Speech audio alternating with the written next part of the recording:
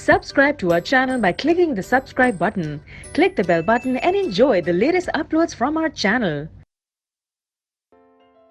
Question number 12, if Z is equal to 3 मतलब atomic number 3 है, what would be the valency of the element. अगर एक element का atomic number 3 है, उसकी वैलेंसी क्या होगी और उसका हमें नेम बताना। सो Z it stand for atomic number of an element. Z मतलब एटॉमिक नंबर।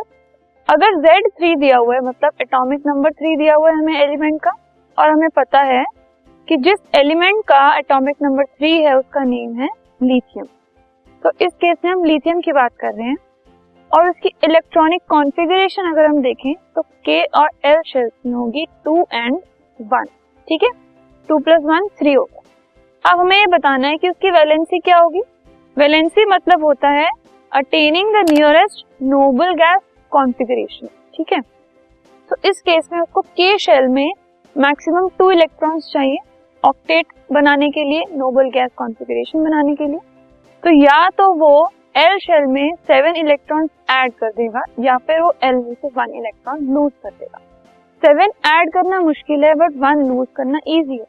तो इट विल लूज 1 इलेक्ट्रॉन, और क्योंकि एक इलेक्ट्रॉन वो लूज कर रहा है इसलिए उसकी वैलेंसी हो गई 1।